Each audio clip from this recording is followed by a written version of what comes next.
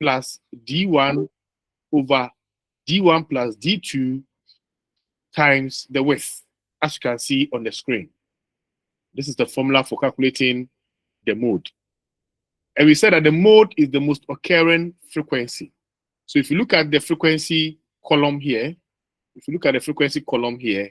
you realize that the most occurring frequency is 10, right? As far as we are looking at people who fall within ages 15 to 19, it's having a frequency of what? 10. So this is the most occurring frequency. And yesterday, we tried explaining the formula. We said that L1 is the lower class boundary of the class that contains the modal class. Right. Lower class boundary, that is L1.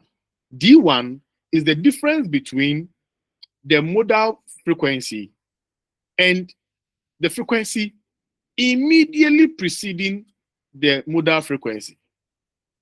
D2 is the difference between the modal frequency and the frequency immediately after the modal frequency. W is the width. You made these explanations clear. Right. So with this, we are saying that the frequency with the most people having the ages between 15 to 19 is 10. As you can see, it's 10. It's the highest, the most occurring frequency. It's 10. So if you're finding the L1, the lower class boundary of the class that contains the most occurring frequency, the lower class boundary will be what? 14.5. I told you how to calculate for lower class boundary.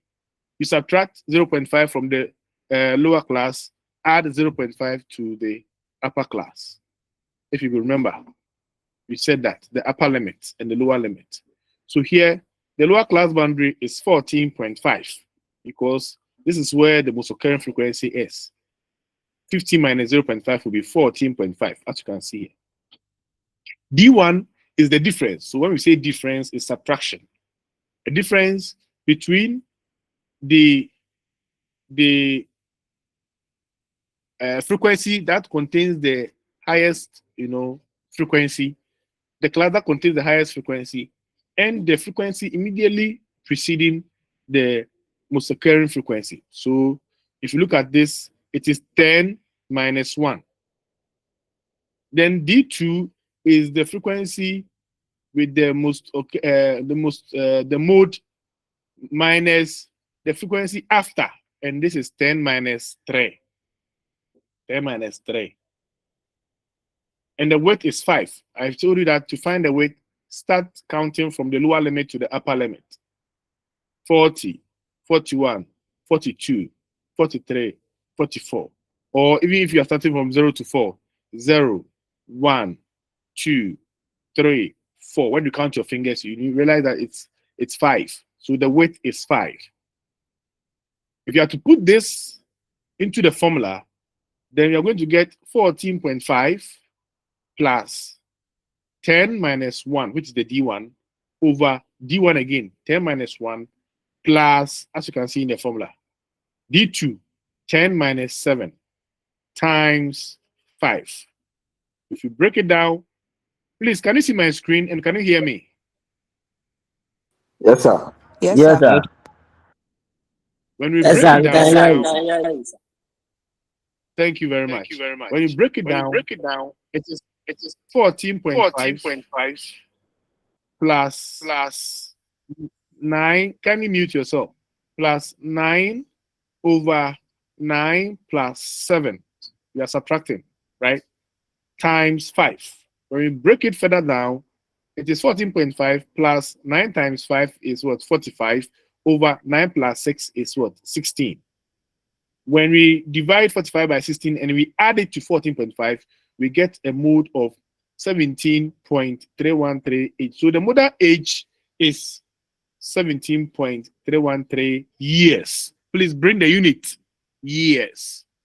The modal age is 17.313 years. So averagely, or approximately They are saying that the modal age is 70 Please, years. sir, please kindly go back again. How you get the LI 14.5 L1, and the Li. L1 14.5, So we the are LI, saying that yeah. we have to locate. Yesterday, were you in class? Yes, sir. We said L1. You have the slides, right? Or you don't? Okay, let me go back. L1 is the lower class boundary of the class containing the modal mark or modal age. When you go through this one, the frequency, which one is the most occurring frequency here? The person who has the question. 1. The One. most No, 10. occurring That is highest. That is 1. that is That is 15 15 to to 19. 19. 10. Yes, and that is 10. That is 10. Those Yes, sir. okay, let me break it down. Those who fall within the ages of 0 to 4, it is occurring 4 times. Those who fall within the ages of 5 to 9 occurred once. 10 to 14 occurred once. 15 to 19 occurred 10 times. 10 times. So when I say the most occurring frequency, it is those who fall within the ages of 15 to what? 19, which is 10, is the highest. Pretty that's clear. Yes, sir. Yes, sir. So it is not. I know why you are saying one because one is occurring 1, 2, 3. No, that's not what we mean. What this one means is that people who fall within the ages of 40 to 44 is just one person, right? So when you look at it very carefully, a lot of people fall within these ages, 15 to 19, can. But the formula is saying that L1 is the lower class boundary of the modal class. The modal class is 15 to 19 because 10 people are within these ages. So the lower class boundary will be what?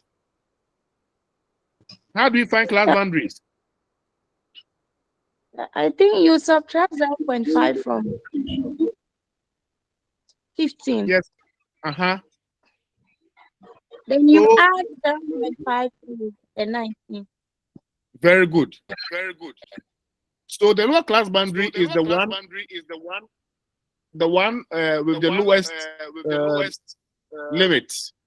And the upper class boundary is the one at the upper limit. Please, is that clear? Yes, Yes, sir. Yes, sir. Yes, It's sir. clear. Sir, please come again. Probably.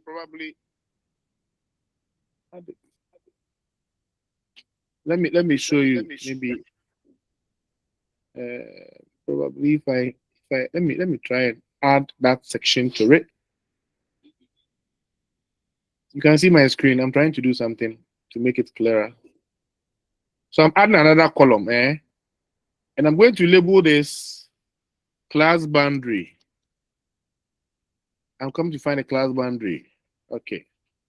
So here is normally we will start from the down because I mean the table has turned. We've turned the table intentionally to see whether. So I was also suggesting if you can regroup the ages, because initially we need to start from the bottom, but I think that is a Yes, little it's bit intentional. making the Yes. We do that intentionally. If you go and it is turned, don't say, oh, because it's turned, I can't do it. That's why we are showing you this. So 0 minus 0.5, those with calculators, what will it be? 0 minus 0.5, what will it be?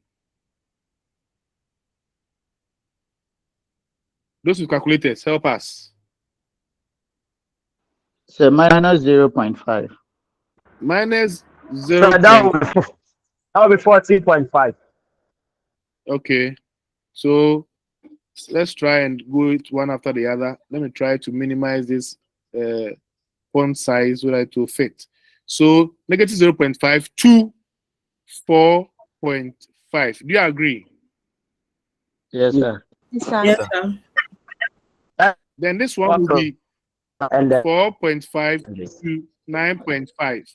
You agree? Then this one will be Yes, sir. 9.5 to 5 to 14. 14.5. 0.5.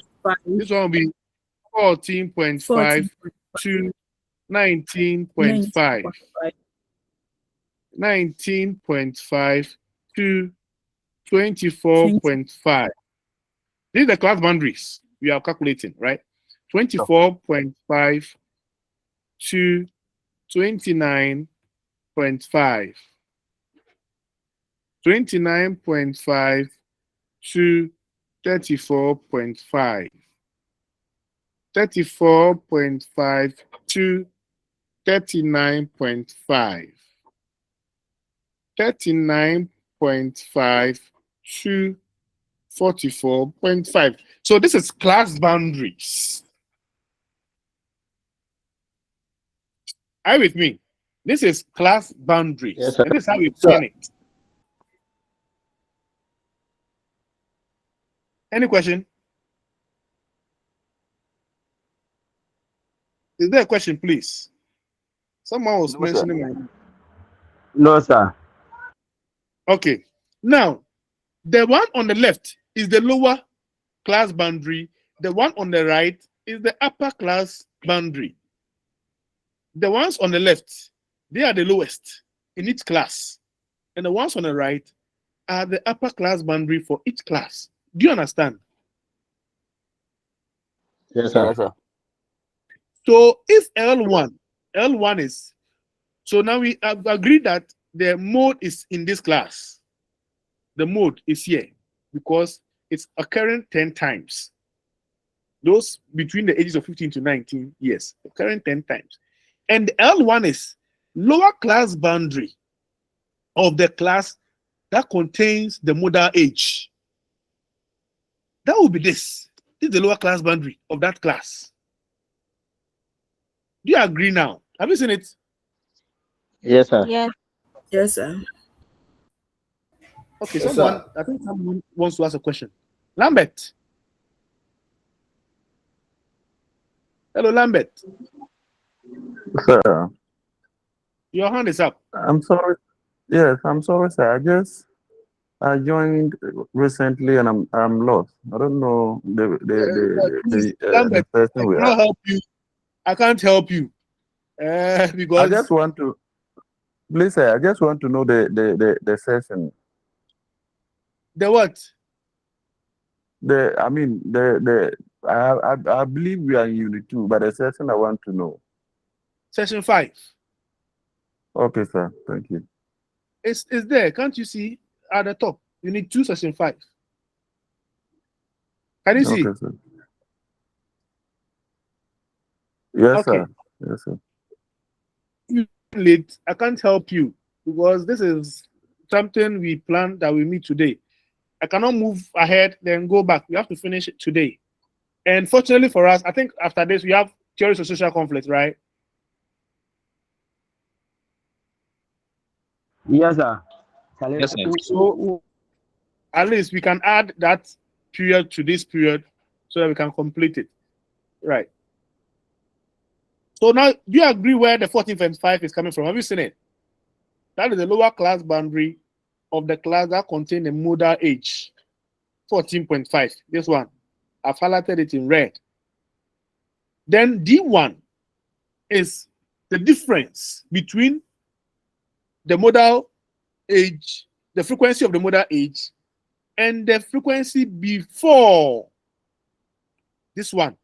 Someone would say is the one at the up. No, the table has turned. Do you understand? So the before is now here, the 1, not the 3.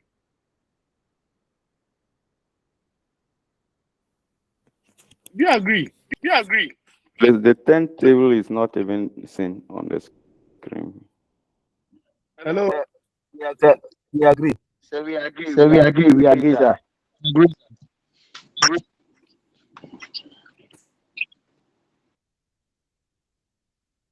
So, sir, Okay. sir, Yes. sir, in case you've given this type of question and you don't want to get yourself confused, can you rearrange it like from the highest, You like can you turn rearrange it it. Yes, you so can that do you it. won't be confused? Yes, you can do it. That's why I'm telling you that there are people who will go by this. But if you want to go by this, then I'm making you aware that the before is the one at the down and the after is the one on top. Do you understand? Yes, sir. Yes, sir. But Yes, if you turn, yes, sir. if you rearrange or you turn the table to your convenience, that is fine. You don't have any problem. You don't have any problem with anyone. So when you put this in the formula, that is what you have calculated to this level, which is 17.313. Please, is it understood? Yes, sir. If you have any question, please ask.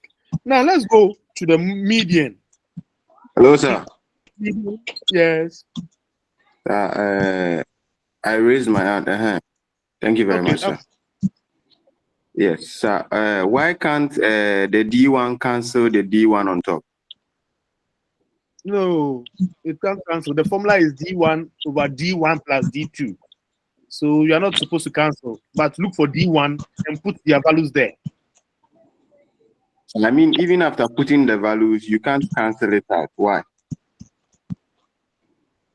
Mathematically, you can't. Unless unless you make it 9 over 9 plus 9 over 7. I don't want you to confuse yourself. Don't Sir, please, sir, please, can I have him? You can help him. Mr. Kanyiri, you see the D1 at the top and the D1 at the top are not the same, because the D1 at the down is addition to D2, so it's a combination of numbers.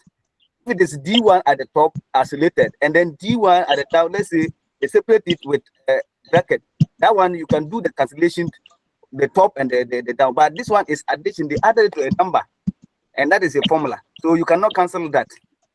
Okay. If you are done, if you are done proof of formulas, this one, I think you will know that one is plus between the two variables. You cannot cancel them. Okay. Thank you very much. Thank you for the assistance. Now let's move on to the median. Now, yesterday I told you whenever you are asked to find a median, you first have to find a median position. The median position is given as n over 2. N over 2. So n over 2, as you can see, n over 2, I believe you can see on the left hand side, is 14th position. N over 2 is 28, right? The n is 28 over will give us 14th position. So when you have found the median, you need the median position first. Now, how do you locate that class or that age group on the table? You need a cumulative frequency column, a column for cumulative frequency. Again, if you don't want trouble, turn the table upside down and start adding the frequencies from the top. But if you can handle it, you can start adding from the down here. So 4 will come. Okroko, please mute yourself. You are giving her feedback. 4 plus 1 is 5. 5 plus 1 is 6. 6 plus 10 is 16. 16 plus 3 is 19. 19 plus 5 is 24. 24 plus 3 is 27. 27 plus 0 is still 27. 27 plus 1 is 28. So if you don't want trouble, rearrange the table and add from the top to the down. But if you can handle it like this, then it means you have to add from the down to the top. Please, that's clear. Yes, sir. Now, once you have calculated for your cumulative frequency column, how do you locate the 14th position? The 14th position using the cumulative frequency. Who will help us? Where can we locate 14th? Which age interval Can we locate the 14th position? Anybody? Anyone? Says in between the The same ages figure, of 15, the same the figure, ages of which is 15 to 19. For the sake of those who don't understand, can you show us where or how you got that age group? If you can demonstrate to us using the cumulative frequency. so, the position which is the 14th can be located. So bring your distance back, where the frequency, the cumulative frequency. So our position, which is the nth position, is 14, and then 14 is going to be within the 16th column from 4, 5, 6, and then the 16th. So the 14th position will be within the 16th, and you locate the 16th to the 15th to 9th, which is the age mark. Please, do you all understand? No, sir. No, sir. Take it again. No, sir. Confusion, Basa. Please, can you go over again? They say they don't understand. So we just calculated for the nth position, which is the n over 2, and then we said the n represents the number of samples. So when you add the entire frequency, you get 28. So 28 over 2 give you 14. So with the 14, you locate it within the cumulative frequency. So bring this in your table. You locate the 14 within the cumulative frequency, and we all know the cumulative frequency starts with 4, 5, 6, 16, 19, 24, 27, 27 to 28. So if you look at 14 as a figure, it locates within from the 4 to the 16. And from 16, if you want to locate the age, you then trace the 16 to the 15 to the 19th. You still get it now? Do you get it now? Yes, sir. Yes, sir. Those who said no, please, let's see you. You understand it now? Someone has Yes, sir. raised. Let me see. In Kumecha. Yes, sir. I wanted to add some small explanation to what my brother has explained. Okay, please go on. So by finding the 14th position, you add 4 plus 5 will give you 9. 9 plus 6. Then to that 9 plus 6 will give us no. Hello. The cumulative frequency, right, is we adding the frequency values, right? 4 will come first. 4 plus 1 is 5. 5 plus 1 is 6. 6 plus 10 is 13. So now, when you want to find the 18th position, it's not a matter of adding anything again. Just go within this column and locate where the 14th position can be found. 14 is higher than 4. So definitely the people are above 4. It's higher than 5. Definitely the people are above 5. It is higher than 6. So the 14th position people are above 6. But 16, it means that the people are likely to be found here. The 14th position people, they are beyond 6, but they are within this particular region. Please, do you understand? Hello, those who said they don't. Yes, sir. Yes, sir. Okay, please, the ladies who said they don't understand, let me see by hand. Let me see. I want to give you an example of a position, then you try locating it for me. Vicentia. Okay, so Vicentia, if I ask you, if you calculate the median position, and let's say, assuming this one was 30, assuming the sample size, the n was, let's say, 40, right? Was 40.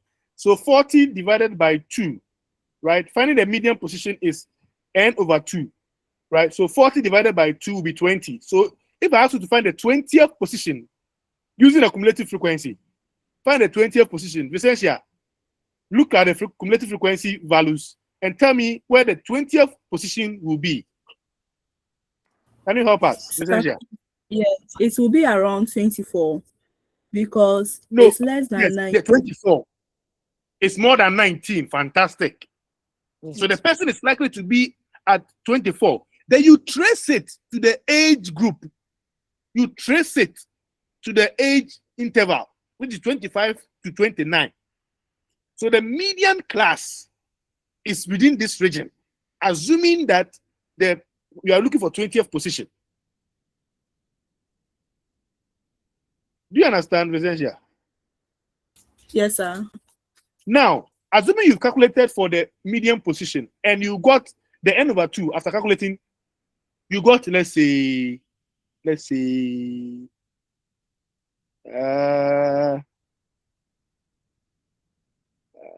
want to find something. Let's say 17. You are looking for 17th position. 17th position.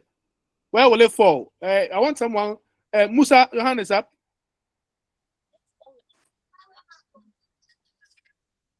Hello, Musa. Okay, Amanda. Sir, 17th position. Where will it fall? please, the 19th. So what median age group are you looking at? The 20 to 24. That's all. That's all. Yes, sir.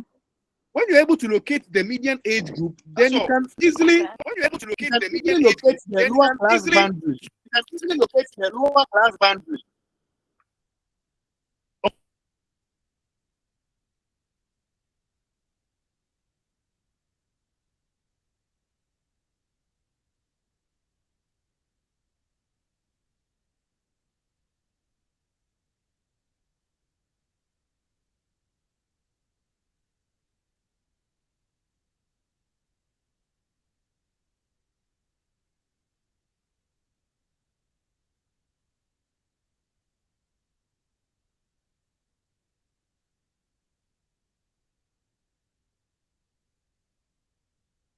Mother, you've muted yourself. Oh. Sir, we can't hear you. You mute yourself, sir.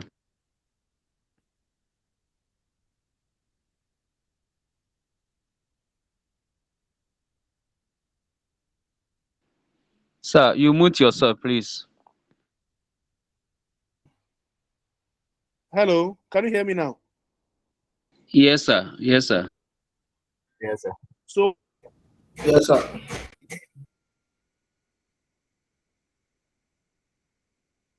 what I'm saying is that one is 14th position. The median class will be 15 to 19. What is the lower class boundary of that median class? 14.5. Just as we did for the mode, 14.5. Then the formula is L1 is 14.5. Then N is the total sample size. That the total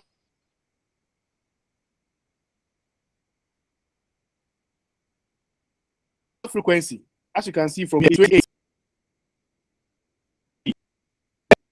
That's N.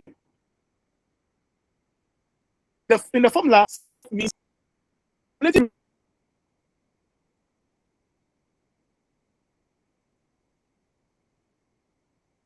frequency immediately in the median class. Who can help us?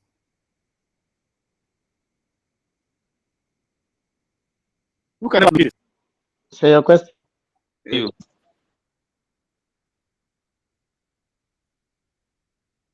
I'm saying that CF in the formula, this CF, this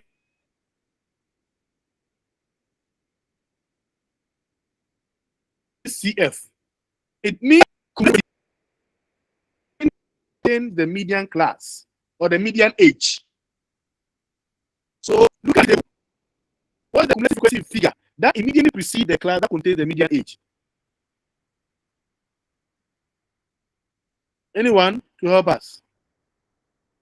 Let me see. Someone has showed interest. 36. It's what? It's 6. 6. Why is it 6? Can you demonstrate to us? Yes, sir. The figure before the median class on the frequency table is 6, because 6 before the 16. And you know, we located the 16 to the age. So 6 before that figure. So the cumulative frequency before the class is 6. Do you all agree? If you Yes, don't, sir. let's know and help you. No, So sir. do you all agree? Let's who don't agree, give us your problem so that we can help you.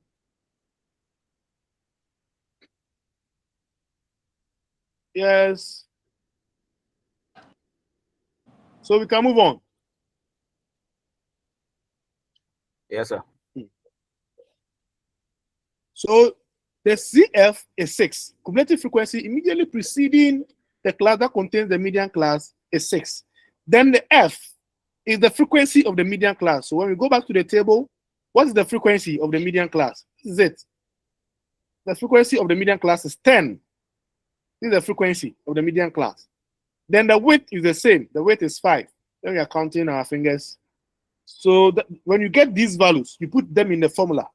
So MD is equal to 14.5 plus, as the formula is saying, N over 2, 28 over 2 minus cumulative frequency immediately preceding the class that contains the median age is 6 over the frequency of the median age or the median class is 10 times width. The width is 5. So 28 over 2 is 14. 14 minus 6 is 8. Do you understand? I've broken the numerator down. So 14.5 plus 8 over 10 times 5. So 8 times 5 is 40. 40 divided by 10 is 4. When we add the 4 to 15.9, it gives us 18.5.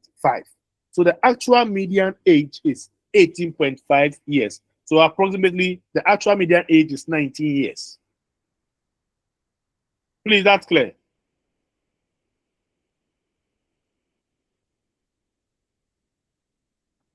Hello? Yes, sir. Yes, sir.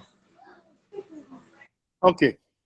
Now, we also have to find the median, the mean. The mean is giving us summation fx over summation f. Learn the formulas.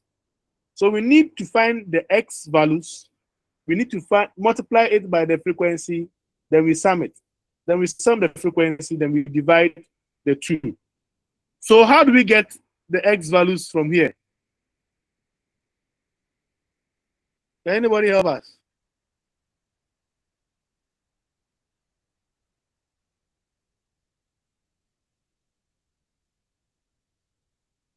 How do we get the x values?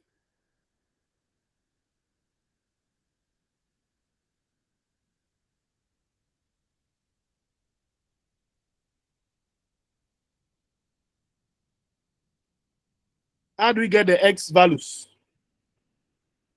for the age? So I think that Anyone? I think the x values are the midpoint.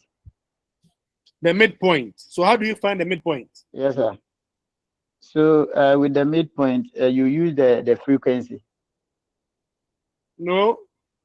How do you calculate No, midpoint? So with you the add and divide by 2 also. Yes. Yes. so with the You add what midpoint, and you add divide the what? lower limit. You add the lower limit. On The interval class, the lower limit plus upper limit, and divide by 2. Okay. So you add the lower limit 40 plus 44 divided by 2, you get the midpoint, which is the x, 42. 35 plus 39 divided by 2 gives you 37. 30 plus 34 divided by 2 gives you this.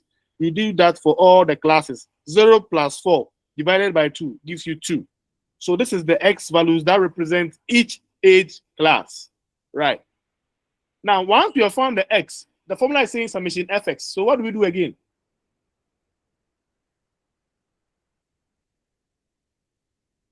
What do You we do? multiply the frequency. We That is add frequency F. 1 multiplied by the x. That is the midpoint. That's 1 times 42. So you So get you f. multiply the fx is f times x. You multiply the frequency by the corresponding x value, the midpoint. So 1 times 42 gives us 42. 0 times 37 gives us 0.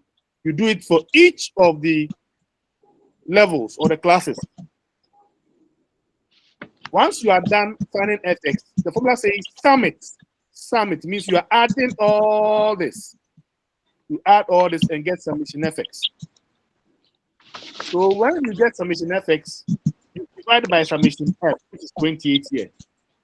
So in the formula, when you put this in the formula, the sum fx is 536 over summation f, which is 28, which gives us 19.14. So the average age of the class is 19.14, which is approximately 19. Please, that's clear.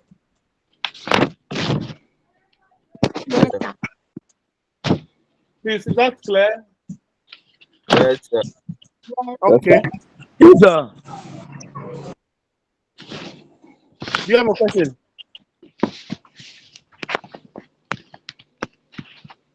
Please, do you have a question? Okay, then let's move on.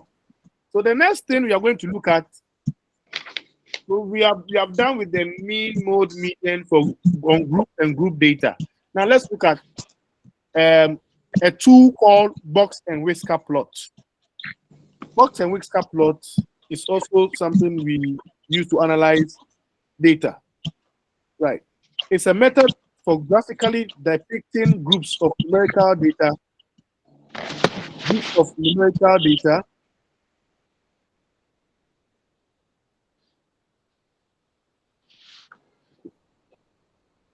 Groups of numerical data through their quartiles. Box plot is constructed into two parts: the box and a set of whiskers, one leading to the lowest value and another leading to the highest value. You get to see how it looks like very soon. So there are five numbers or values needed to create a box plot. We need 5 things to create a box plot. We need the lowest value of the data set. We need the first quartile. We need the second quartile, which is the median, the third quartile, and the highest value of the data set. So we need the lowest values, we need the highest value, we need the first quartile, second quartile, and third quartile. So the steps are simple. Rearrange the data in ascending or descending order. Find the actual median, which is the second quartile, Q2. Find the median to the left of the actual median, which is Q1. Then find the median to the right of the actual median, which is Q3. So first quartile, second quartile, third quartile, the lowest value, and the highest value. All right. Now let's start with an example. Assuming I give you this data set, as you can see, this data set, 5, 8, 2, 9, 4, 5, 6, 7, 8. The first thing is rearrange the data as the steps has indicated to you. So we're going to rearrange this from the ascending order, from the lowest to the highest. Now, when we rearrange this, this will be 2, 4, 5, 6, 5, 5, 6, 7, 8, 8, 9. If you want to find a median, you count from the left, count from the right. The middle value is the median. That is the Q2. So 1, 2, 3, 4. Then 1, 2, 3, 4. So the middle value is 6. So Q2 is 6. What is the lowest value? Which is the lowest value? The lowest value in this data set is 2, as you can see. The highest value in this data set is 9. Now let's find second quartile and third quartile. The actual median to the left, the median to the left of the actual median is the first quartile, and the median to the right of the actual median is the third quartile. So once we have found this actual median, which is the actual median, Q2.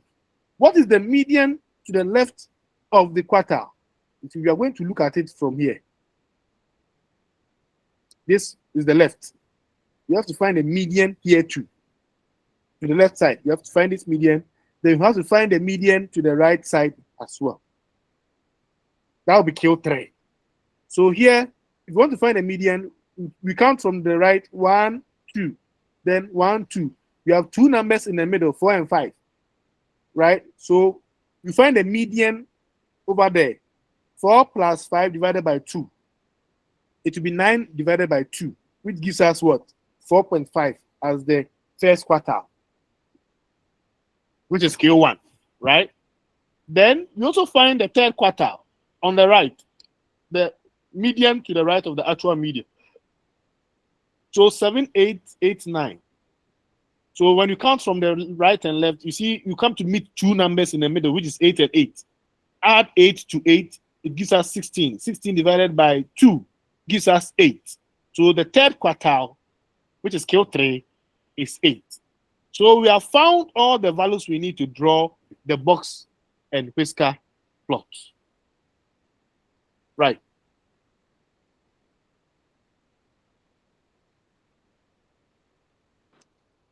So that is how we find those values. Now let's try another example. Then we can know what we are looking for. Create a box plot for the scores in a quiz. 18, 22, 22, 17, 30, 18, and 12. The first thing you need to do, rearrange it in ascending or descending order. So you rearrange it, starting from the lowest, 12, 17, 18, 18, 22, 22, and 30. Have you seen it? Now, if you want to find Q2, the actual median, we come from the left and come from the right to locate the middle number.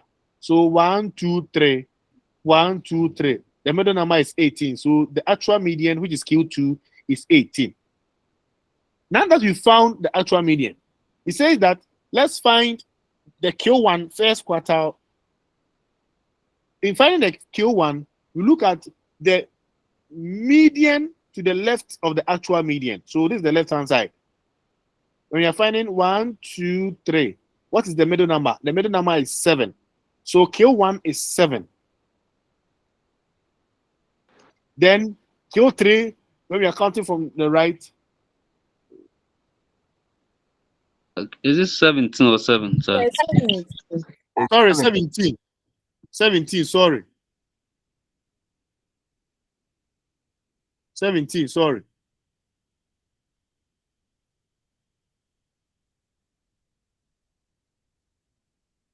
Can you see it? Yes, sir. Yes, sir. All right.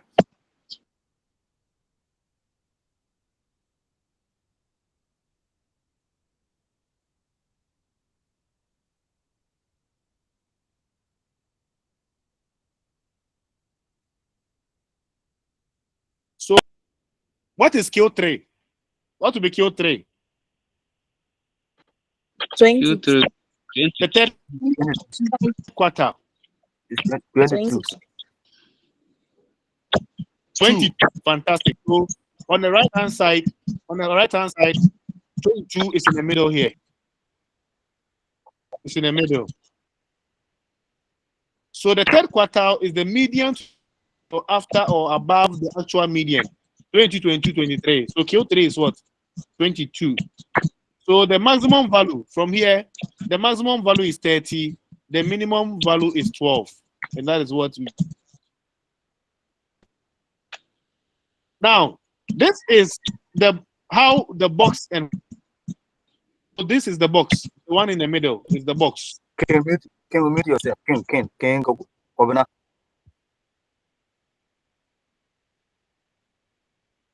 The one here is the box, as you can see. And the tail is the whisker. The tail are the whiskers. So that now that we have the values, you see that we draw the maximum is 30. This is the 30, right? So if you can see the diagram, this is 30. This is the maximum. The minimum is what? 12. So you see, this is 10, the minimum tail of the box, the whisker. Now, what is the first quartile? What is the third quartile? And what is the second quartile? Yes, the second quartile is 18. The first quartile is 7.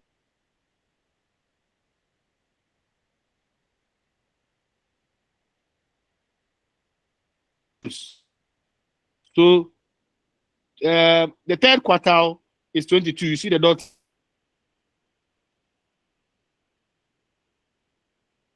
here, 22. Then 17. So you plot the 17. And the second quartile, which is the median, is 8.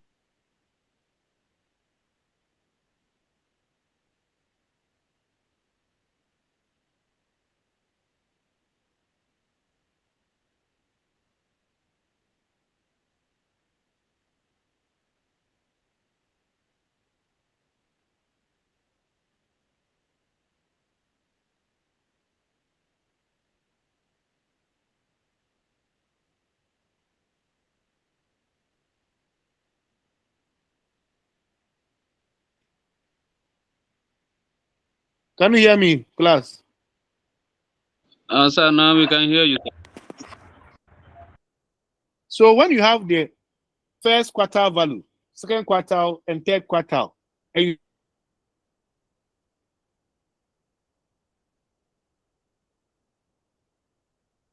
you have the maximum and the minimum value, you can draw the box is this one. So you plot the first quartile, second quartile, third quartile within the box, and the whiskers are the maximum and the minimum values. Any question, please?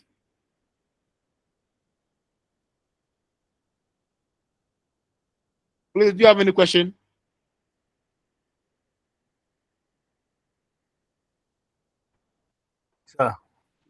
Sir, please, the box where you were The whole thing is presenting, not. where you were presenting the box, where that place the network was not good enough.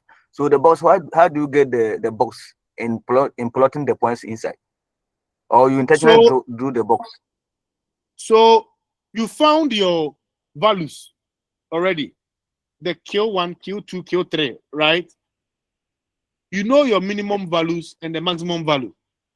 So here, the vertical axis, you label your diagram, or you draw it to scale. So here is 0, 5, 10, 15, 20, 25, 30, 35, right? Basically, the drawn to scale will depend on the values you have here. The minimum value is, what do you call it? The minimum value, which is Q1. Sorry, the minimum value here is 12. And the maximum value is 10, 30. So you have to draw it to scale so that it will fit. Right. Now, once you have labeled here, the minimum value is 12, which is the whisker. Have you seen this line? If you can see my cursor. Yes, I can see 12. it, sir. You see it's 12. Yes, it's sir. just above 10. It's 12. Then the maximum value is 30. You see 30 when you put it here. It's 30. Yes, sir. Have you seen it? Yes, sir. So that is the tail. Then what is the Q1? Q1 is 17. 18. Or Q1 is 17. Q1 is 17. 17. So you have to locate it. This is 15. This is 15. Then you plot it somewhere 17, right? That's the first dot you see. Have you seen it? Yes, sir. Yes, sir. Please, have you seen it? Yes, sir. Then Yes, sir. Q2 is the actual mean. This one, Q2, actual mean, 18. Plot it 2 in a box. 18 will be somewhere here. Where is the star is? You see the star? Yes, sir. That's 8.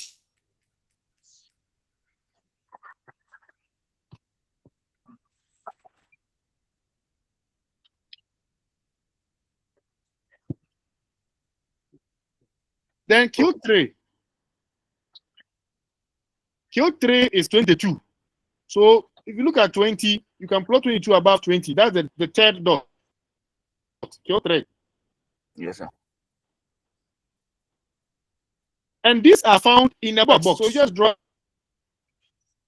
you know, to capture these three quartiles.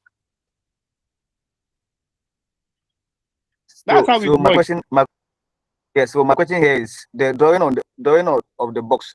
How do you manage to draw the length of the box?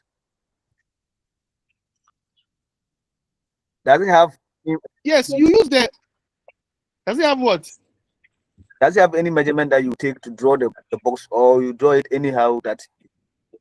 No, yes, but you have to locate the numbers, the values you have calculated. You locate them and draw it. It's not drawn to scale, but locate the values, the minimum and the maximum.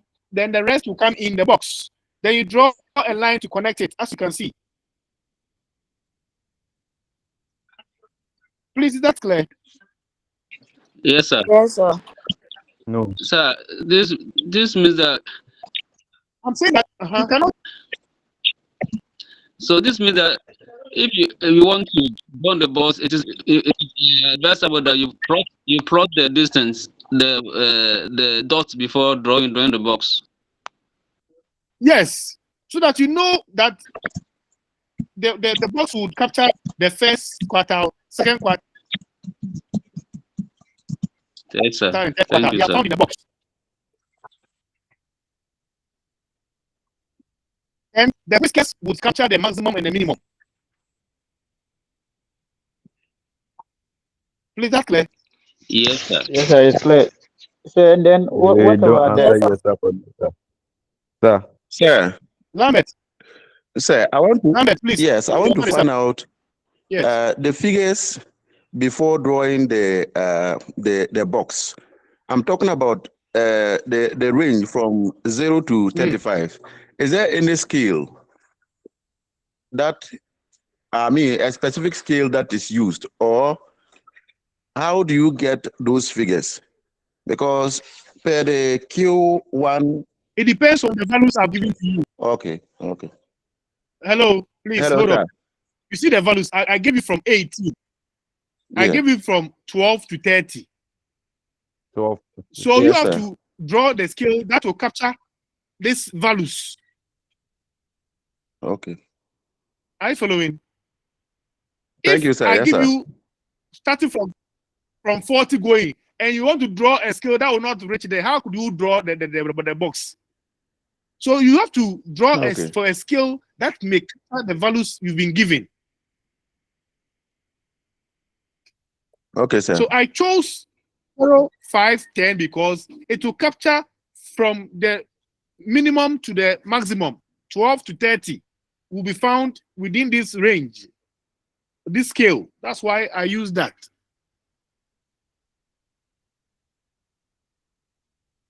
Please, that's clear. Yes, sir. Sir, please, I have a question. Okay, sir. What's your question? Sir, please, why is it that one of the plotting is in dots form, two are in dots form, and I think that's the second quartile, so that one is in a star form?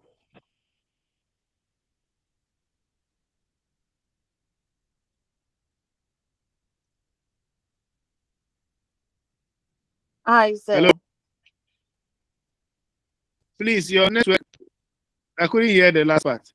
Okay, sir. Sir, please, I'm talking about the plotting. I think that's the one in the star, the one that was the star was used to plot. So I think that one is the second quarter. So I'm asking, why is that one?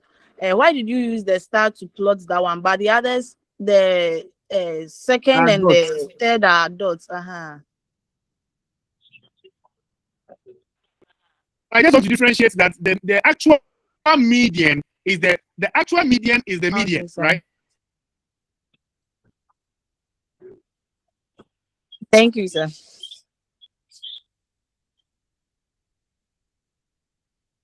I just wanted to use the star to differentiate between Yes, sir. Thank you, sir. Okay. Now let's go to the next one, which is the mid-range. The mid-range is also a rough estimate of the middle.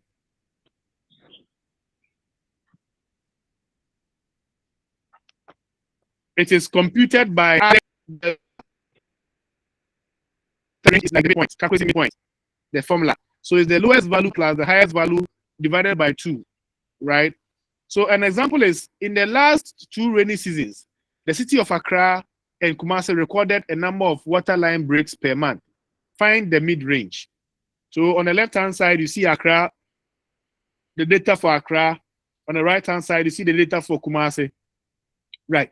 So here, the mid-range for Accra is the lowest value, 1, plus the highest value, 8, divided by 2. So the mid-range is 4.5 for Accra. You do same for Kumasi. The mid-range, the lowest value is 1, the highest value is 16, divided by 2. 17 over 2 is equal to 8.5. Right. So basically, we are recording more, rainfall on average in Kumasi than in Accra because this is 8.5 and this is 4.5. So it is higher in Kumasi than it is in Accra. But it is higher because, of course, they recorded one highest water line break, which is 16 in Kumasi, which has, of course, made the value higher. So the extreme value there is influencing the average we have recorded. Lambert, your hand is up. Hello, Lambert. Sorry, sir. Okay. So, meaning, let's continue. Meaning in Kumasi, the result is misleading because of the stream value. If you in actual sense. Yes, Okay. in actual sense, it's misleading. Right. But ideally, but per the formula, this is how it's supposed to be calculated. Do you understand? So when you see an extreme values or outliers, my advice is you have to be careful the kind of tool you use. Okay. Now let's continue. If not, we'll not finish today. Let's continue with the last section, which is Unit 6. Unit 6 is also quite loaded. In here, we are looking at measures of dispersion. We are going to look at the range. We'll look at quartile deviations and semi-interquartile range. We'll calculate the mean deviation, variance, and standard deviation. Then we'll end it with the coefficient of variation. These are also tools to measure variability. So the central tendency is the mean mode median is not enough for describing a data. Sometimes you need the measures of dispersion to tell you more information about a data. Right. Especially when the averages are giving you the same results. Assuming you want to go to the market to buy paint. We have Azar and Deluxe paint. You calculate the averages and they have the same mean for both paints. You are indecisive because you have the same average. How do you decide which brand of paint to buy when the averages are the same? That is when the measures of dispersion comes in to give you extra information to make a decision, especially when the averages are the same. Please, that's clear. So the degree to which a data tend to spread around the average values is called the measures of dispersion. How are the data widely spread around the average? So if I 18, 19, 20, 15, 16, 17, then I find the average. And the average is, let's say, 16. How is the average 16 spread or deviated from the other individual scores? So if someone had 18, how is it deviated from the average, which is 15 or 16? This is where the measures of dispersion comes in.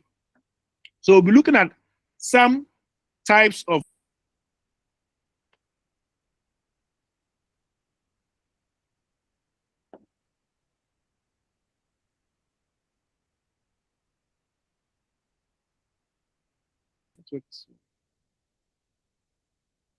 Assuming you are talking about brands of paint, brand A, brand B, and you ask people questions about, of course, the durability of the brand. Some are saying 10 months, 60 months, 50 months, 30 months, 40 months, 20 months for brand A. Others are also saying that in brand B is 35, 45, 30, 35, 40, 25 in terms of the months they last. And you calculate the average.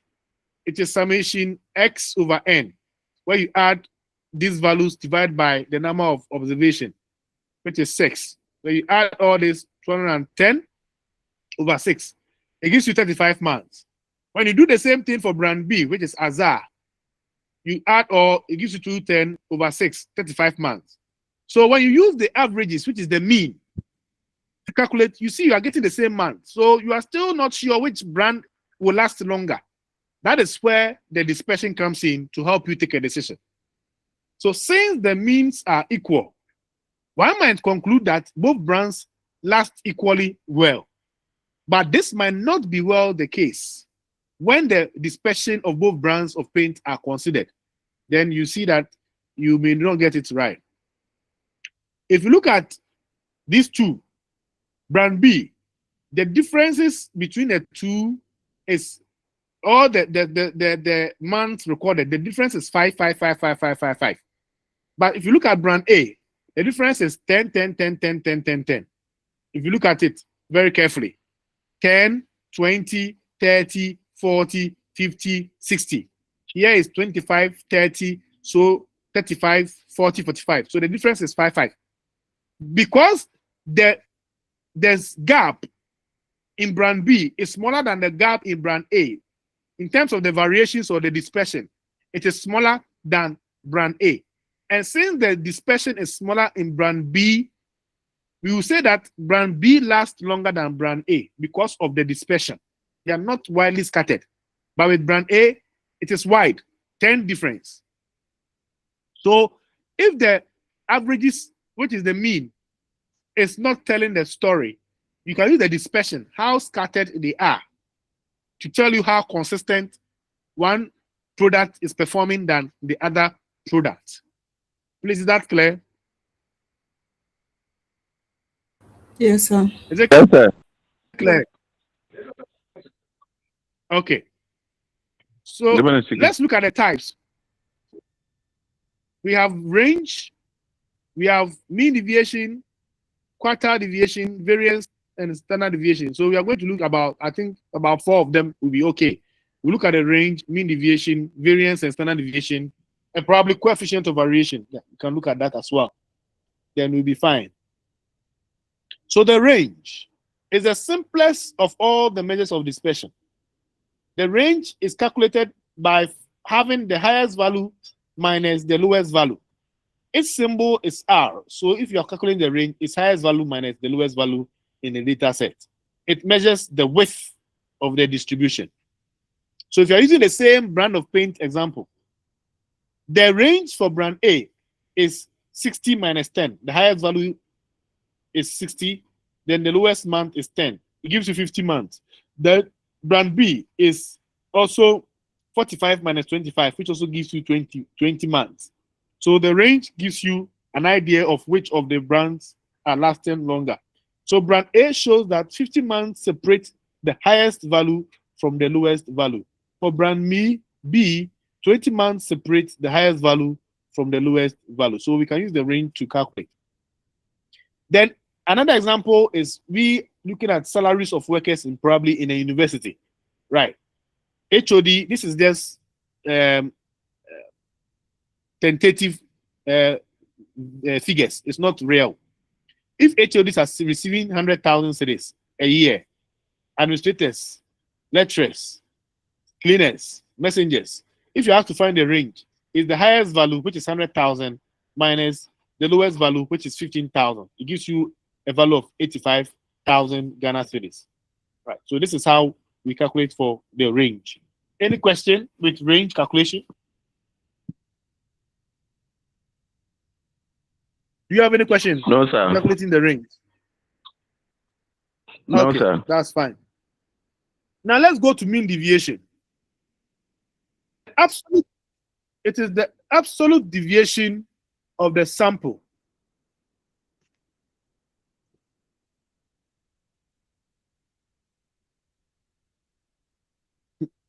Can you hear me? Yes, sir. Please, can you hear me? Now we can hear you now. Yes, sir. Hello. Yes, sir. Yes, sir. We Yes, can hear sir. you, sir. Yes, sir. So the mean deviation is the absolute deviation of the sample mean. So we will do that for on-group data, and we'll do that for group data, like we are doing for the averages on group and group. The formula for mean deviation for on-group data is this: summation bar x minus the mean. Then you bring another bar over n. The n is the number of observation. Then x, the dot is the mean. The x with the two dots is the mean. Is the deviation of the individual scores. Right. How are the individual scores deviated from or moving away from the average? Now let's look at examples and see how best we can learn this particular one. So I can ask you, find the mean deviation of the raw data below. And I'll give you this x values, right? If this is the formula, summation bar x minus the mean, close the bar, over n. Let the formula guide you. In the formula, you need the mean. You need the mean. When you find the mean, you subtract it from the x scores. Then you introduce the bar. Then you sum. You divide by the number of observation, which is n. So the first thing you do for mean deviation is find the mean for raw data. So mean is summation x over n. So when you sum all these values, it gives you a sum of 70 over n. N is the number of observation. 1, 2, 3, 4, 5. So 70 over 5 gives you a mean of 14. Once we found the mean, the formula is saying that subtract it from the individual scores. So x, right, that is what the formula is saying. So 10 minus 14, 11 minus 14, 12 minus 14, 17 minus 14, 20 minus 14. So when you do that subtraction, you get -4, -3, -2, 3, and 6. Are we on course? Yes, sir. Yes, sir. Now, once you are done subtracting the mean from individual scores, introduce the bars. These bars simply means that anything negative tends to positive. That is the subscript bar, what it means. These bars. Anything which is negative here turns positive. Now let's introduce the bars. Once we introduce the bar in this formula, as the formula is saying, -4 becomes 4, -3 becomes 3, -2 becomes 2, 3 becomes 3, 6 becomes 6. Anything negative becomes positive once the bars are introduced. Once you are done, in the formula, it says sum everything. So we introduce the sum. So summation bar x minus the mean bar is equal to, we adding all this, which will give us 18.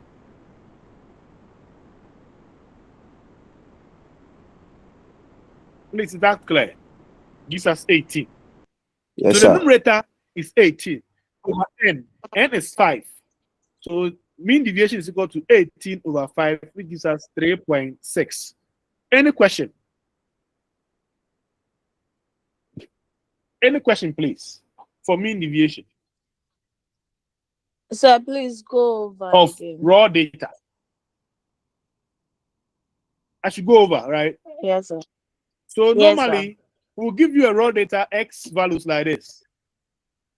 Like this.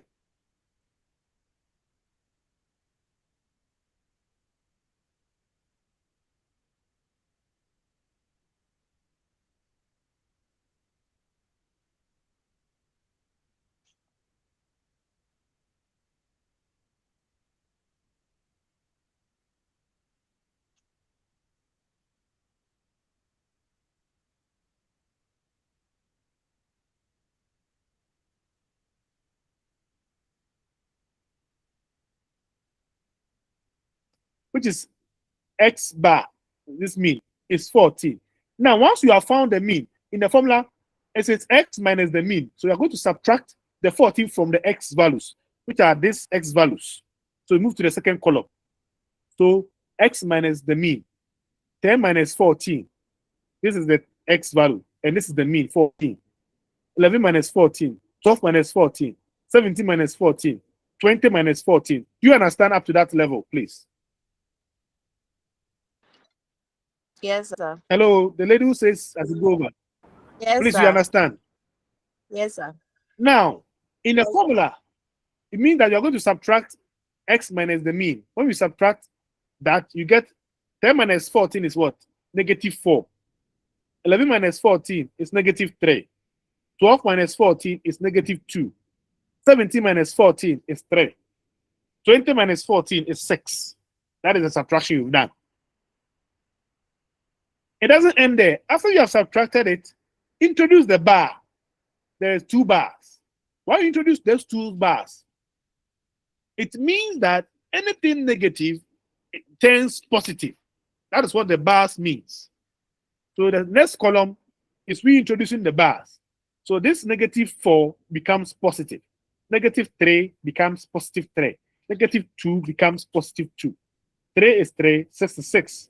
Do you understand up to this level? Yes, sir. Now, hello. Hello. Can I continue? Yes, sir. Hello, sir. Yes, sir. You can continue. Hello, sir. Yes, please. Sir, excuse me. It's like the model I had here, the figures, or I don't know if you are going by your own example, but per the model I have here, the mean deviation on the raw data, the figures are different. What figures are you having? I have the X, I have 17, 18, 20, 22, 23. So And can you the X1, and the X1, I have negative 3, negative 2, 0, 2, 3. Hello?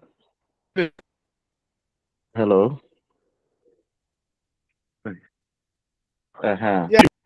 So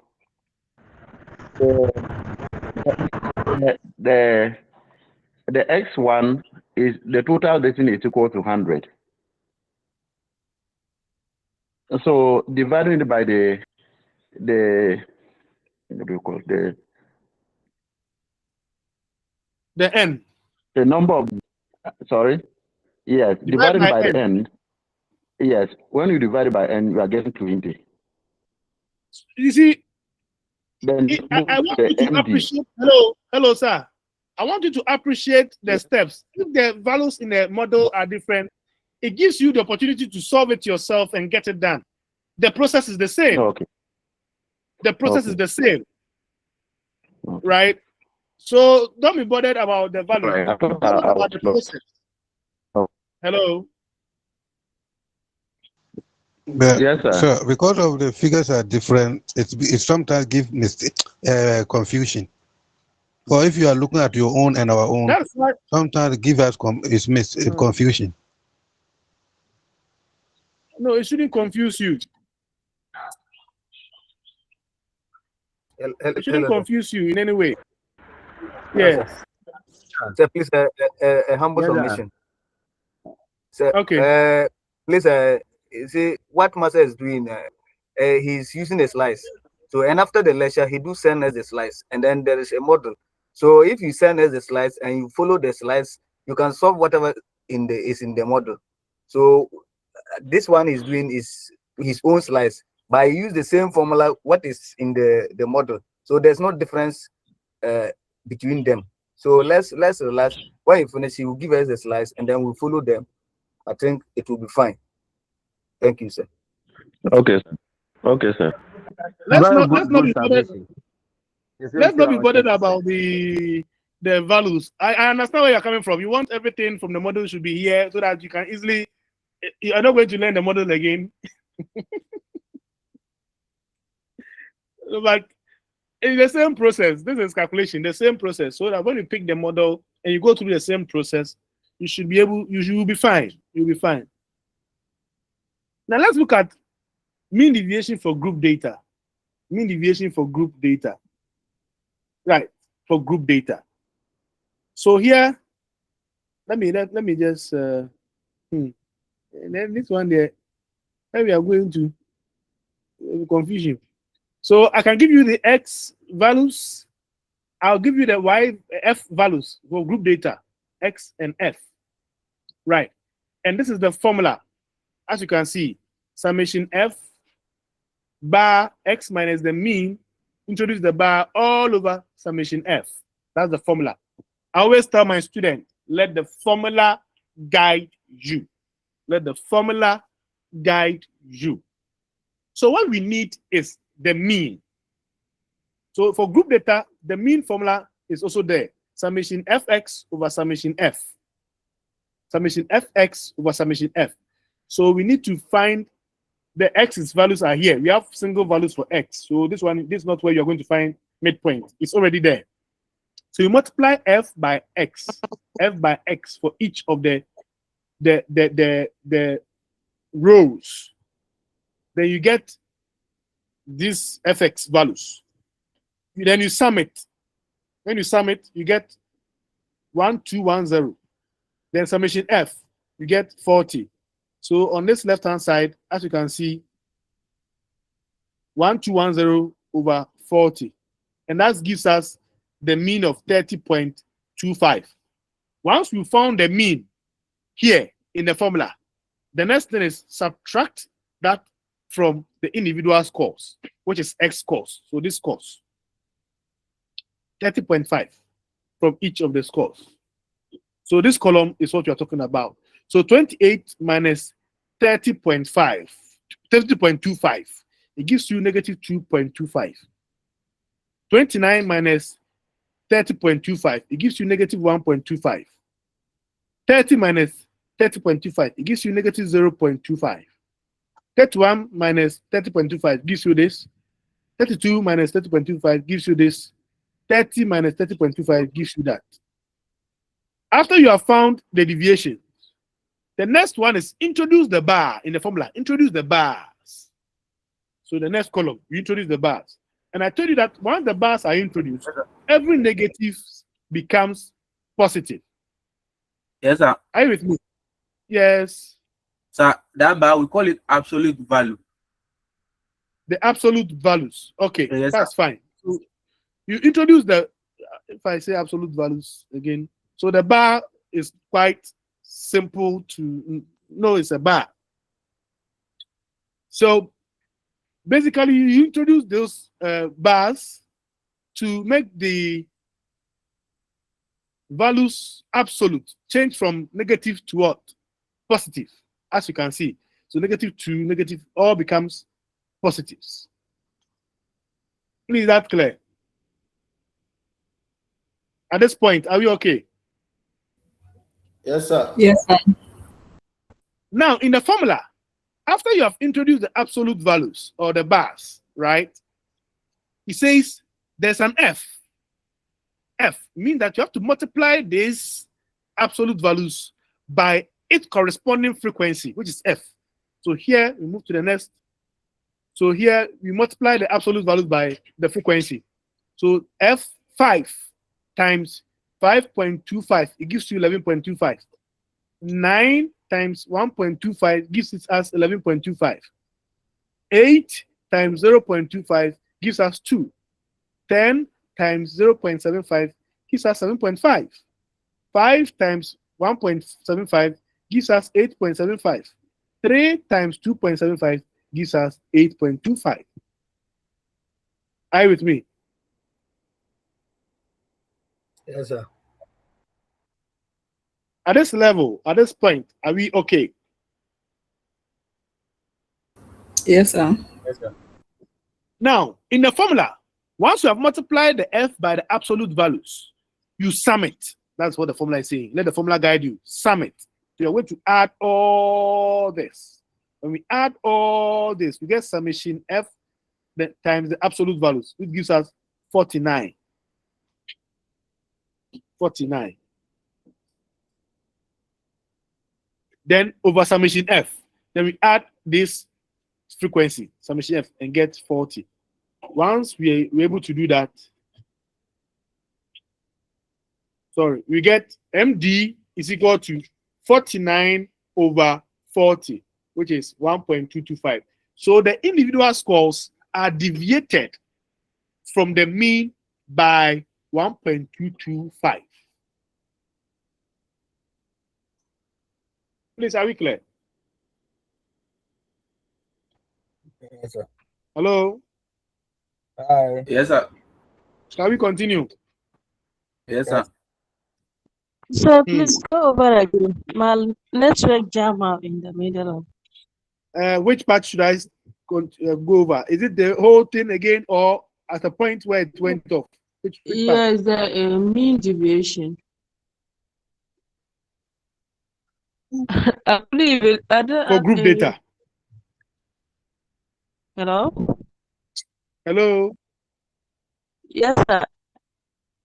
Is it for the group data or the raw data? Both. Hello. So we should go back to the previous one. This one. We should go back to this one. No, please. This is the raw data. I'm asking you the group data. Yes, please. Okay. So for group data, we'll give you the X and the frequency, like it's being shown to you right now. The formula is mean deviation is equal to summation F absolute X minus the mean, right? You introduce the bars over summation F. Do you understand? That's the formula. You need to learn it. But please, can you hear me now? I don't want to go over and you complain I didn't hear anything. Yes, I can hear you, sir. Okay. In the formula, you need the mean. You see, this bar, X bar, you need the mean. How do you get the mean? The mean formula is summation Fx for group data is summation Fx over summation F.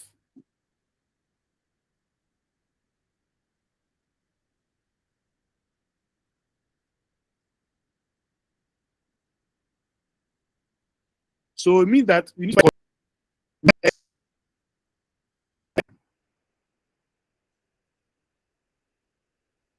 hello, lady who couldn't hear me. Can you hear me now?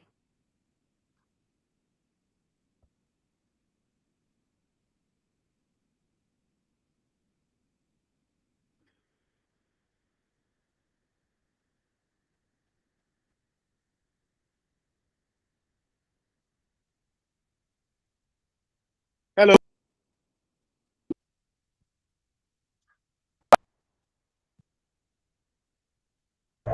Sorry, is this? Yes, sir. Difficult to. That is good. It's the Hello, timing. class. It's the timing. Hello. You know, this one involves a lot of concentration and exhaustion. Please, can you hear me? We can hear you. Yes, sir, we can hear you. Oh, but the lady who had the question, is she around? Yes, sir. Sir, my network is terrible, so I'll suggest you continue. I'll go through alone. When I'm not getting it, maybe I'll. Thank you.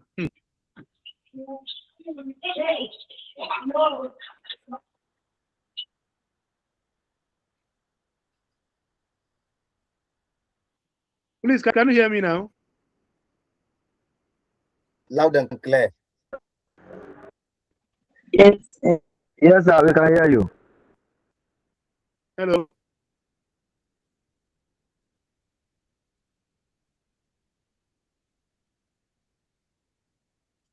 Hello. Hi, sir. Let's move on.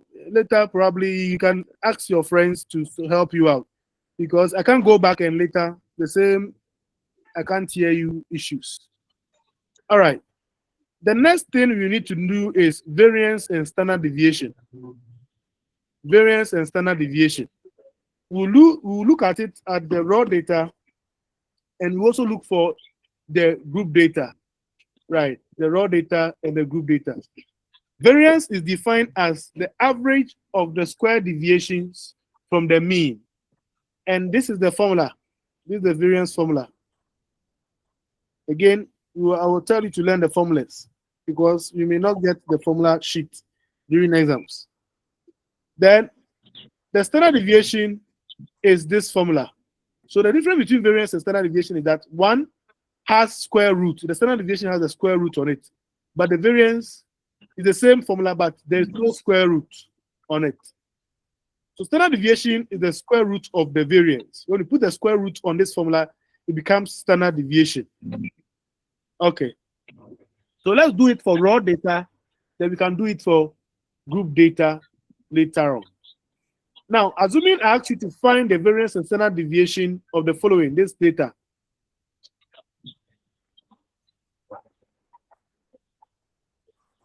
This particular data, X is 35, 45, 30, 35, 40, 25. In the formula, so you have to turn it vertical so that the X can follow like that. So this formula, you need the mean. You need the mean, right? The mean is giving us summation X over N. So when we add all these X values, we get 210 over 6, 35. Then subtract the mean from the individual scores, as the formula is asking you to do. So the next is you subtracting the mean from the individual scores. So 35 minus the mean is 35. 45 minus 35. 30 minus 35. Down to 25 minus 35. When we subtract, we get these values. You get these values, as you can see, right? Now the formula is saying that after you have subtracted,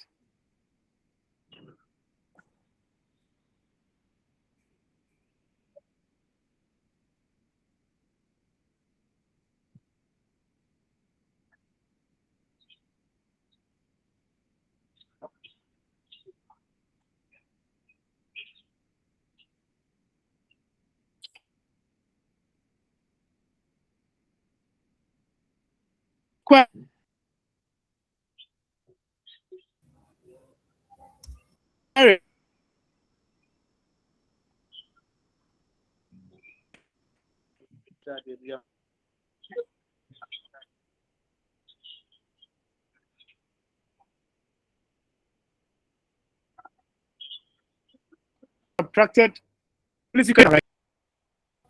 Yes, sir. After you have subtracted the X from the mean, you get these values. Then the formula says square it. So whatever value you are getting, X minus the mean squared, you square these values. 0, 100. -5 times -5 is 25. Then this is 0, this is 25, and this is also 100. After that, the formula is saying that sum it. Sum. So you add all these values, you get 250.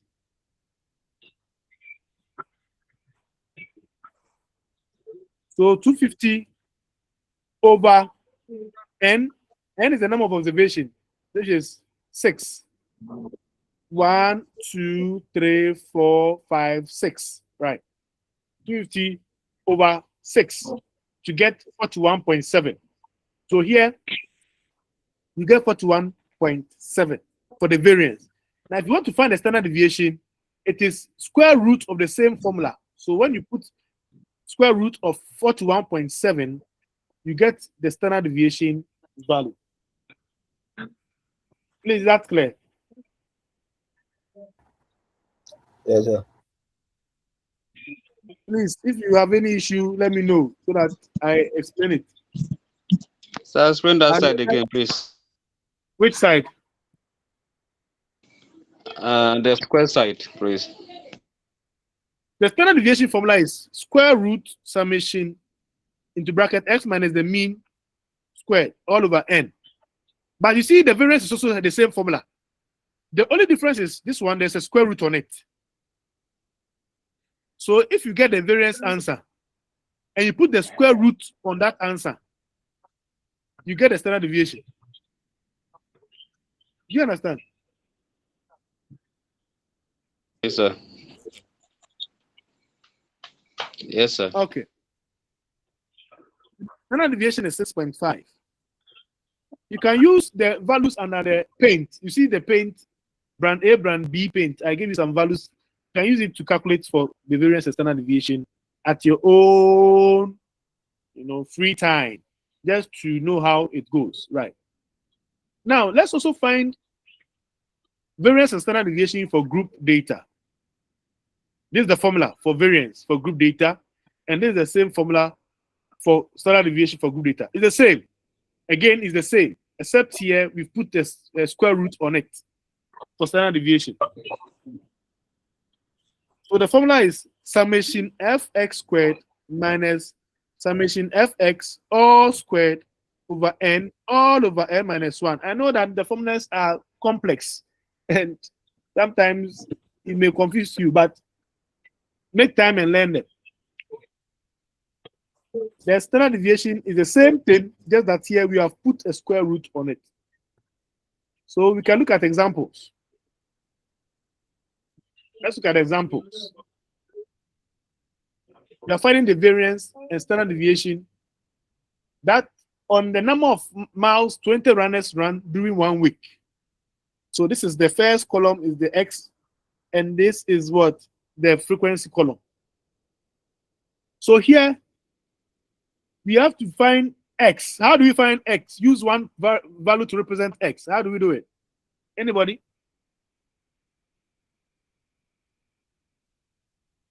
How do we find X?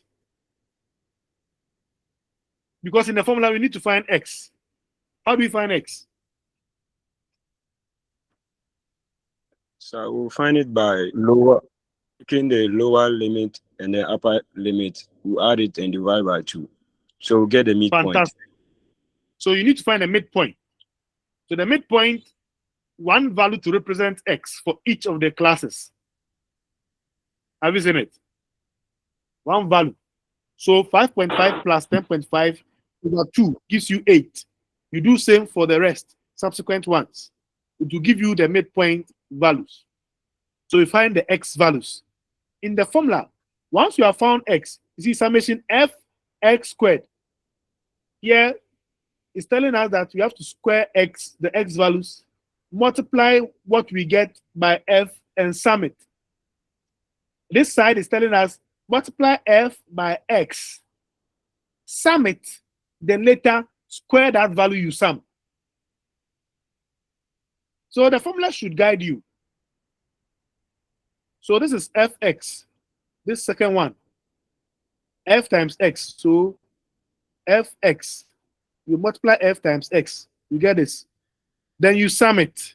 Once you sum it, you put it here in a formula. Now the other side too is X squared. This one is the Fx squared. You square X squared is 8 squared is 64. 64 times F, which is 1, is also 64. 13 squared. When you square 13, you multiply by 2, you get 338 over here. 18 times 18 times 3. Whatever you get times 3 will give you 972. Please, can you see it? Yes, sir. Aha. So the formula is saying that square the X. After squaring the X, multiply by 8F. So 8 squared, 64 times 1, which is F, 1, is the same 64. 13 squared, whatever you get, times 2, 338. 18 squared times 3. This is what you do for the Fx squared here. Then you sum it. When you sum, you get 13310. So this 13310 is what you're going to put over here. Minus 490 here squared over n. N is the summation f, 20. All over 20 minus 1.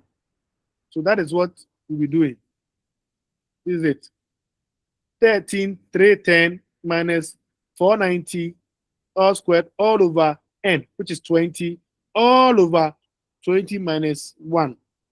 When you break it down, 490 squared gives us 240,100 over 20, all over 20 minus 1.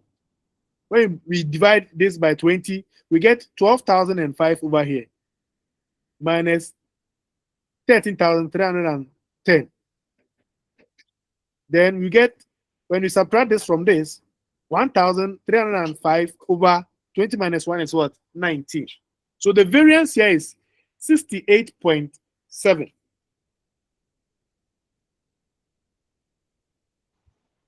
Sir.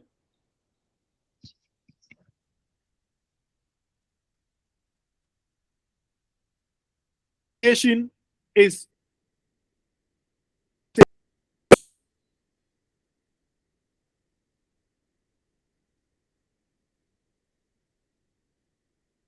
on the variance answer 68.7.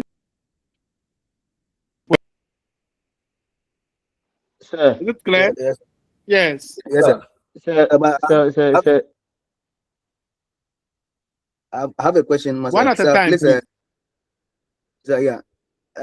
In finding the values for the x and then the fx and then the f. Hello, sir. Hello. I'm listening. Sir, I'm saying that, yes, sir.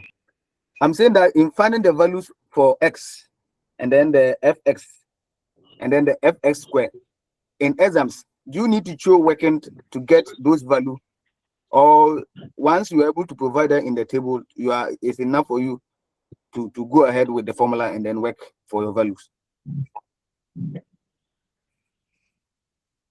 No.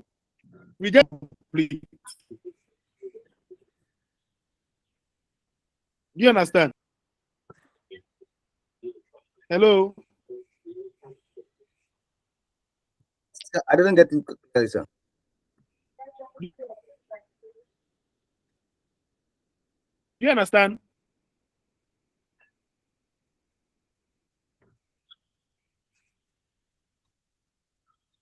I said that you don't need to show working. Just make sure that the table is complete. You can do the working on your calculator and put the values in the table.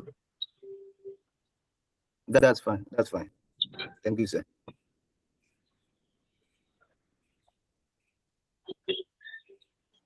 Sir, I'm okay now, sir. I'm fine, sir. The network is very bad. Sir, with the fx square, I want to know whether you have. Sir, I did. Robert, you want to know what? Sir, with the fx square, sir, do you have to square the midpoint, which is the x, before you multiply, or you multiply before you square? Oh, look at the formula. Look at the formula. The square is affecting the x, not f. Robert. So the square is only affecting the x. Yes, can't you see? So the network is not that, I don't know. The square is only affecting the x. That's why we square the x first. So it's a 13 squared. Whatever you get. 160 multiply by 2. What? Yes. 338. Okay. Okay, Yes. sir. Do you understand? Sir. Thank you. Yes, sir. Yes, sir. Okay. So the only difference between standard deviation and variance is that one has a square root. The other, so when you calculate the variance, you put the square root on the answer. That answer becomes your standard deviation answer. Please, is that okay? Okay, sir. Now let's go on with coefficient of variation. Then I think we'll be done for today. Coefficient of variation. The coefficient of variation is obtained by dividing the standard deviation by the mean.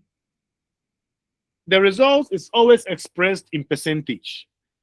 So this is a statistic that allows one to compare standard deviation when the units are different.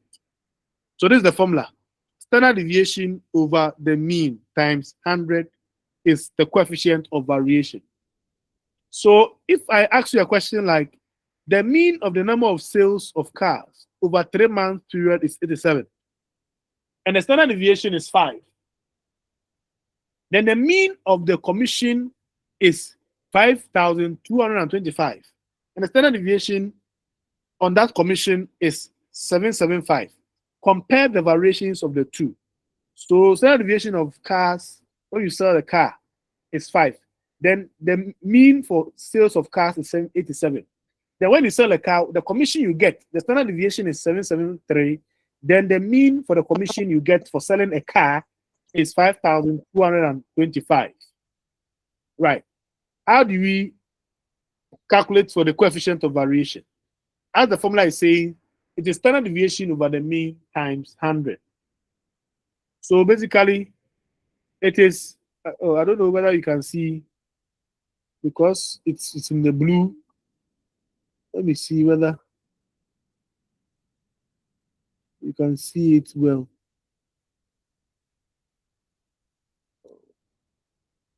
Okay.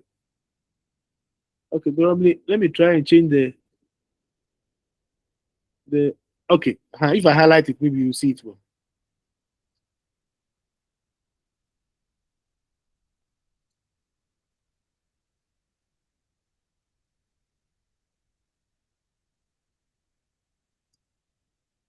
Okay, can you see it well? Can you see it now? So what we are saying is that with this, the standard deviation for sales is 5. The mean is 87 times 100. It gives you 5.7% sales. Then commission, 773, standard deviation is 773 over the mean is 5,225 times 100. It gives you a commission of 14.8% commission.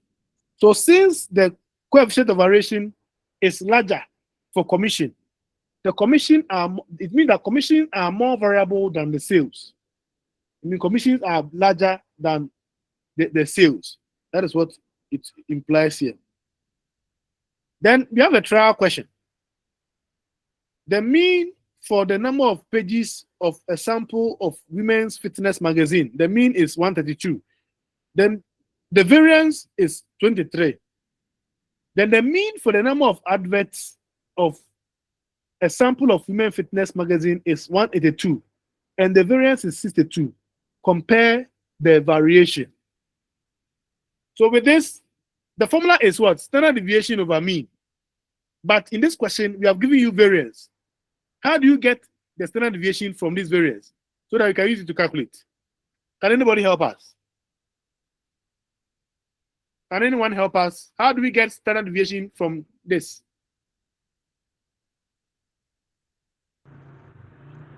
Sir, anyone? If I quite remember, you say we have to square root it. So we'll square root that one to get the other one. Yes. Yes. So that you can use that so we figure. have the square root on the calculator. So we just point it and add the figure to it. Then we'll get the accurate mean. So you have to square root of 23 to get the standard deviation for the number of pages. Then you also have square root of 62 to get the number of adverts done, so that you can use it to calculate for the coefficient of variation, which is standard deviation over mean. So in the formula, it is standard deviation, not variance. So you have to change this variance to standard deviation by square rooting the values to get the standard deviation value. Then you put it in this formula to get the coefficient of variation for each of the, items. Please, is that clear? Please, it's clear. Yes, sir. Yes, sir. Okay. So do you have any question? If you have any question, please ask. If not, we want to end our lecture today. I know it is quite, tedious and quite complex. But I believe if you take your time and you go over it systematically, you should get everything we have discussed.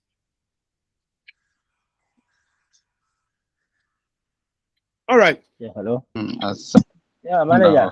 If there are no questions, I would like us to end. All right, so let's end the lecture and have a lovely day. Thank you, sir. Thank you, sir.